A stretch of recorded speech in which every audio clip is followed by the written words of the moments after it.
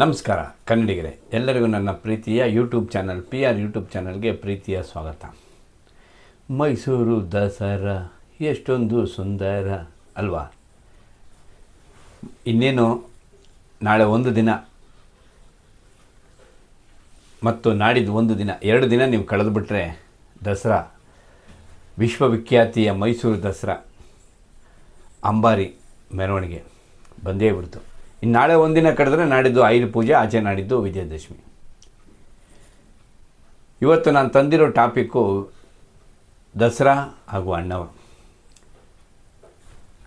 ಇದ್ರ ಬಗ್ಗೆ ಒಂದು ಚಿಕ್ಕ ಮಾಹಿತಿ ಇದು. ಆಗಲೇ ಒಂದು ಹಳೆ ವಿಡಿಯೋನ ನಾನು ಹೇಳಿದ್ದೀನಿ. ದಸರಾ ಉದ್ಘಾಟನೆಯನ್ನು ಮೊದಲು ಆರಂಭಿಸಿದ್ದೆ ಅಣ್ಣವರು ಅಂತ. ಹಾಗೆ ದಸರಾ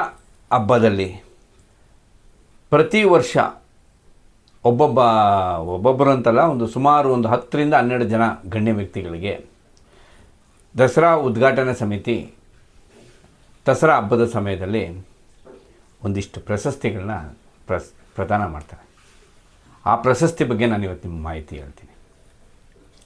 ಯಾವತ್ತು ಪ್ರಶಸ್ತಿಗಳ ಹಿಂದೆ ನಾವು ಹೋಗಬಾರ್ದು, ನಮ್ಮ ಹಿಂದೆ ಪ್ರಶಸ್ತಿಗಳು ಬರಬೇಕು.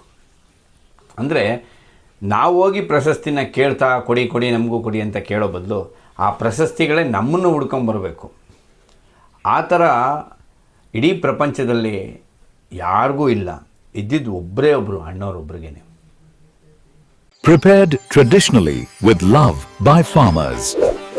Directly from farmers, straight to your home. 1968 Dasara ಹಬ್ಬ. ಆ ದಸರಾ ಹಬ್ಬದ ಸಮಯದಲ್ಲಿ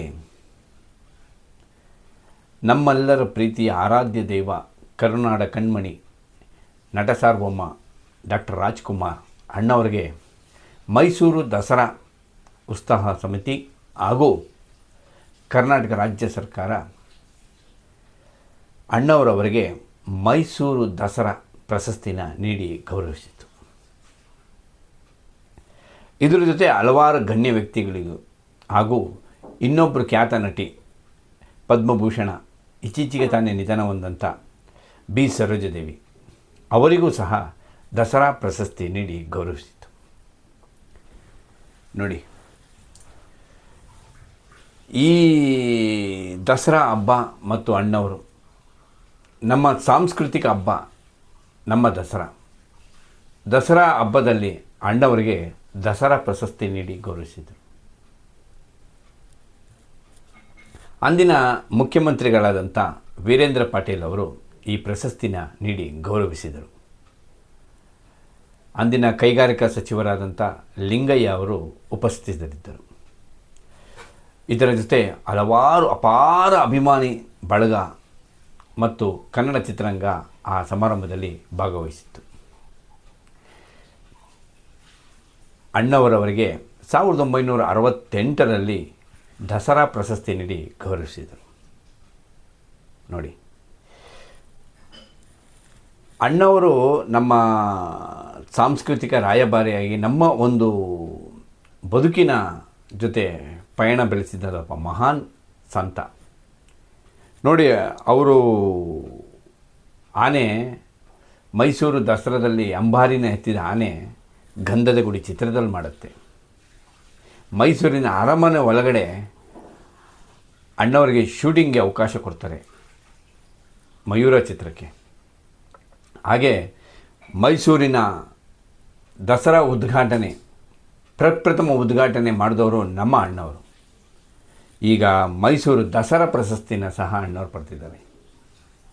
ಮೈಸೂರಿಗೂ ಅಣ್ಣವರಿಗೂ ಒಂಥರ ಎಂಥ ಒಂದು ಅದ್ಭುತವಾದ ನಂಟು. ನಮ್ಮ ಸಾಂಸ್ಕೃತಿಕ ಭಾಗ ಮೈಸೂರು, ಆ ಮೈಸೂರಿನ ಸಾಂಸ್ಕೃತಿಕ ಭಾಗದಲ್ಲಿ ಅಣ್ಣವರಿದ್ದಾರೆ. ಅದಕ್ಕೆ ನಾವು ಅವ್ರನ್ನ ಕರ್ನಾಟಕದ ಸಾಂಸ್ಕೃತಿಕ ರಾಯಭಾರಿ ಅಂತ ನಾವು ಕರೆಯೋದು. 2/10/2025 ವಿಜಯದಶಮಿಯಂದು ಅದ್ದೂರಿಯಾಗಿ ಪ್ರಾರಂಭಗೊಳ್ತಾ ಇದೆ ಈಶಾ ದೋಸಾ ಪಾಯಿಂಟ್. 4ನೇ ಅಡ್ಡ ರಸ್ತೆ, 2ನೇ ಮುಖ್ಯ ರಸ್ತೆ, ಗಾಂಧಿನಗರ, ಕನಿಷ್ಕ ಹೋಟೆಲ್ ಹತ್ತಿರ, ಬೆಂಗಳೂರು. ಹೀಗೆ ಅಣ್ಣವರು ಹಲವಾರು ಪ್ರಶಸ್ತಿಗಳನ್ನು ಪಡೆದುಕೊಂಡಿದ್ದಾರೆ. ಅದು ಅವ್ರಿಗಾಗೇ ಬಂದಂಥ ಪ್ರಶಸ್ತಿಗಳು ಮತ್ತು ಅವರನ್ನೇ ಹುಡುಕಿಕೊಂಡಂಥ ಪ್ರಶಸ್ತಿಗಳು. ಬನ್ನಿ ಕನ್ನಡಿಗರೇ, ಹೀಗೆ ಇನ್ನೂ ಹಲವಾರು ಅಣ್ಣವರ ವಿಚಾರಗಳನ್ನ ನಾನು ನಿಮಗೆ ಒಂದೊಂದಾಗಿ ಹೇಳ್ತಾ ಬರ್ತಾ ಇರ್ತೀನಿ. ನನ್ನ ಈ ಚಾನಲ್ ನಿಮ್ಗೆ ಇಷ್ಟ ಆಗಿದ್ದರೆ ದಯವಿಟ್ಟು ಸಬ್ಸ್ಕ್ರೈಬ್ ಮಾಡಿ, ಶೇರ್ ಮಾಡಿ, ಕಮೆಂಟ್ ಮಾಡಿ, ಲೈಕ್ ಮಾಡಿ. ನಿಮ್ಮ ಅಭಿಪ್ರಾಯ ಏನೇ ಇದ್ದರೂ ನನಗೆ ನೇರವಾಗಿ ಸಲ್ಲಿಸಿ. ಸಿರಿಗನ್ನಡಂ ಗೆಲ್ಗೆ, ಸಿರಿಗನ್ನಡಂ ಬಾಳ್ಗೆ. ಜೈ ಕರ್ನಾಟಕ ಮಾತೆ. ನಮಸ್ಕಾರ.